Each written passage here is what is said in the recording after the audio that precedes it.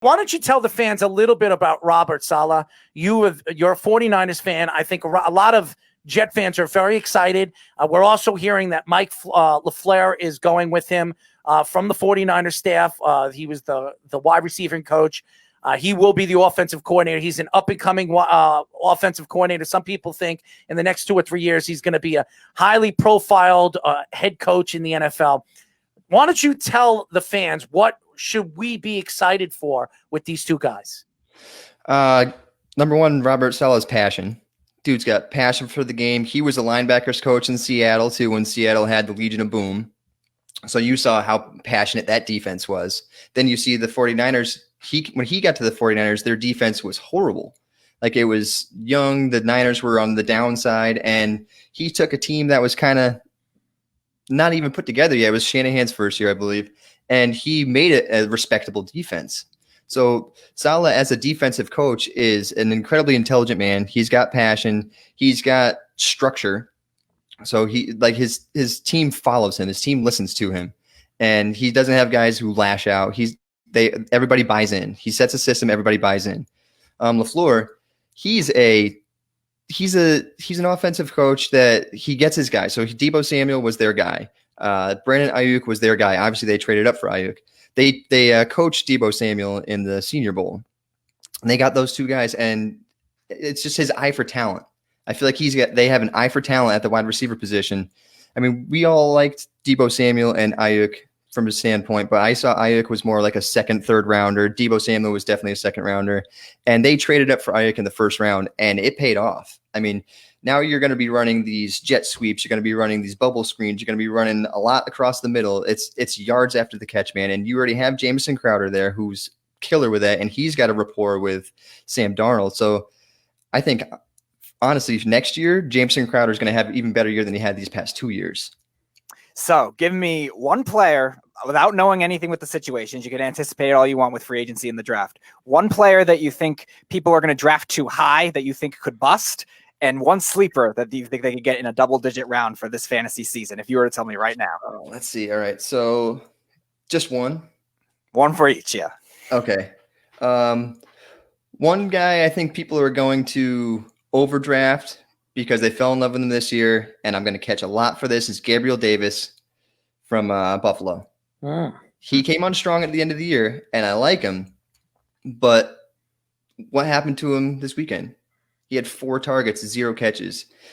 John Brown might be faded from the team, but he's not going to be gone next year. They're going to keep John Brown around because he's going to be cheap, and they already made a run with this team. So Gabriel Davis is going to be a guy who's going to be drafted. He's still going to be drafted low, but he's probably going to be like 8th, 9th round. Somebody's going to draft him as a wide receiver 2, wide receiver 3, and I don't think he's going to be living up to what the hype. He's got a lot of hype with minimal production right now. I mean, he's shown promise, but it's still not like he's had a breakout.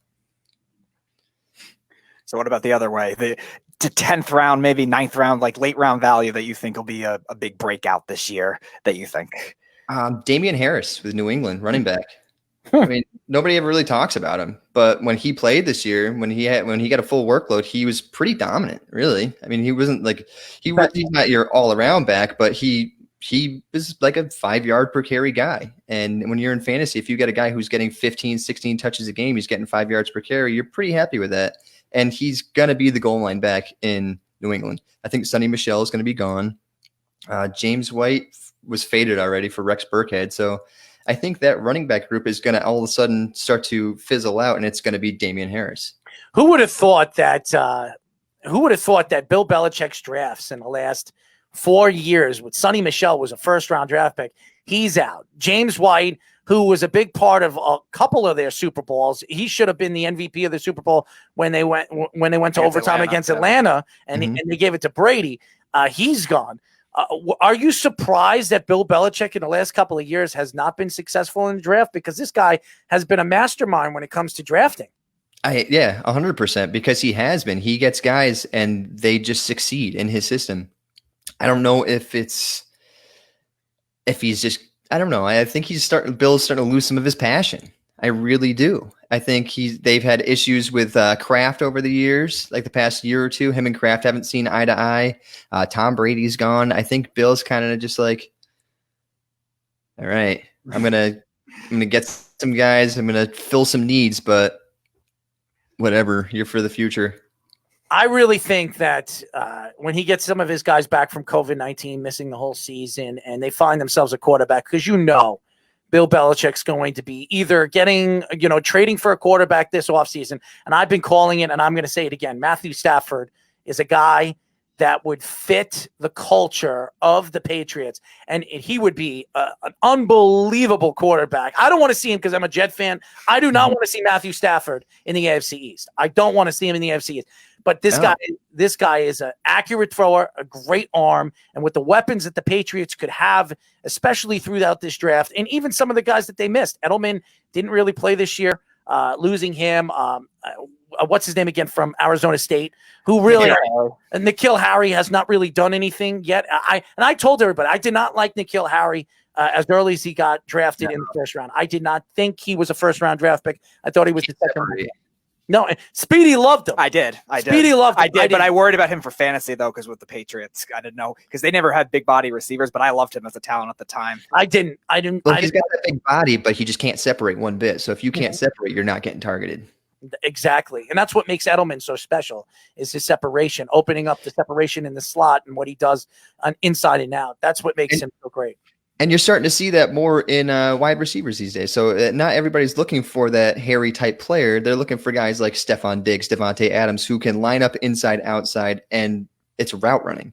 Mm-hmm. They have decent size, but it's route running. It's being able to separate, and it's getting open.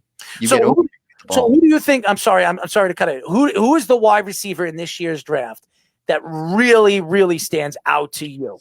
Oh man, so it's tough. It's both. It's Jamar Chase and it's Devonta Smith. I've fallen in love with Devonta Smith because last year when I was watching Tua, Jerry Jeudy, and Henry Ruggs. As you're watching him, Smith was the one jumping out. He was the one jumping out on tape, and he's the one that stayed. They all left, and you watch him this year, and he was unbelievable. So everybody's saying, he's thin. He doesn't have a big frame. Watch him block. He's a great downfield blocker. Watch him at the high point. The guy can win contested catch situations. He may not have big arms, but the guy plays much stronger than his frame. We all saw what Chase can do with Joe Burrow. That was an unbelievable offense. But the fact that he sat out a year, I'm sure he's been training and everything, but Smith's now got momentum going into the NFL. So he's just been unbelievable. What he went for 200 yards or 100 something yards and 3 touchdowns in the first half of the last game. 200 something yards. 214 yards in the first half. Imagine what happened if he didn't get that hand injury. Right. And it's like, you take that and so I would love to see him, honestly. So if the Dolphins hold on to Tua, I did a first round mock recently, and I had at 3, I went Devonta Smith, and I think it was 24 when they picked next. I had them taking Najee Harris. So it's like you get the wide receiver one and the RB one, and you have guys who played with Tua. So now Tua is going to be a little more comfortable because obviously last year he was very uncomfortable. I think Najee Harris will go to the Jets at 23. That'd be a good move. I'd love him. Because the kind of offense that the 49ers like to run. It's all the running. It's run first, throw second. And Najee Harris can dominate the line of scrimmage. The way he runs the ball, he's got great feet. He had great hands. Yep. He'd be perfect. He'd be perfect in that offense. What the Jets are going to run. And it will help Sam Darnold because he's a good blocker. He can run inside and out of the hashes. So he can do everything that you want a running back to do. And with Michael Piron, he's your second guy. You could also have Johnson. You could have a 3-headed monster, so I think that's where the Jets will go as far as 23 is concerned. At number 2, it's going to be it'll be questioned going into this draft. Do the Jets move down and draft a wide receiver? Or do they draft the Sewell kid who could solidify their offensive line for the next 10 years? You have Mekhi Beckham on one side and Sewell on the other side. Who's going to get to Sam Darnold? Who's going to touch Sam Darnold? Nobody. Right. The only way you're going to be able to get inside is you're going to have to go inside on him. And if and with the money that the Jets have, the Jets are going to be going after Tooney from the Patriots. They are, because Douglas wanted him last offseason and he was franchised by the Patriots. The Patriots are not franchising him this year. They're not paying him what he wants. So he's on his way out. So why not add 2 offensive linemen and solidify your offensive line and have one of the most dominant young offensive lines in football? Yeah, I mean, that'd be great, especially for Sam Darnold. Definitely. I think the kid, Sam Darnold is good. He's an accurate passer. He's just been getting his butt beat past few years. He's just getting beat up. His line is terrible. I mean, Gase is putting out Frank Gore. I love Frank Gore, one of my favorite players of all time, but he's not going to get the ball moving for you. So it's just, I feel bad for Sam Darnold. He got gased. I never heard that before. He got gased. It's terrible. Anyways, Joey, why don't you tell the fans how they can find you on social media? All right, you can find me on Twitter at JoeyTheToothIDP. You can find me with IDP Guys doing content manager. You can look at my podcast, the IDP Update, which I took a hiatus for a little bit this year just because it's been a little hectic with the kid and everything. I got a 10-month-old, but I'm starting it back up, I think, next week or the week after, and we're going to be hitting straight on rookie edge class, so rookie pass rushers starting there. Oh. We have draft magazines coming out soon. We're starting rookie profiles. We did our first draft magazine last year. We did a IDP side and we did an offensive side. So it's got 50 profiles in each, so you can find who you want to draft in your rookie drafts. From there, just follow IDP, man. I'm there. Well, we would love to get you on when this football season, really for the draft. We'd love to know your input when it comes to where some of these teams, even your 49ers, if they're going to move up, maybe get a Zach Wilson. A lot of people think Zach Wilson would be a perfect fit in the Kyle Shanahan type of offense. Mm-hmm. So that's something that we definitely like to talk to you about after the combine, if there is going to be a combine. And we would love to talk to you about fantasy sports. This guy right over here, he loves his fantasy. He's not very good at it, but I'm up and down. He's not good. We'll have to get you in one of those 53-man roster leagues. Yes, and if I ever do join one of those, I'm keeping the Ayushik name just for you because you're a 49. I like it. But we would love for you to be a fan of the show. You can download our app. Speedy will send it to you, and we'll be in touch with you. We'd love to help you grow with what you're doing right now with IDP, and we're happy you joined us.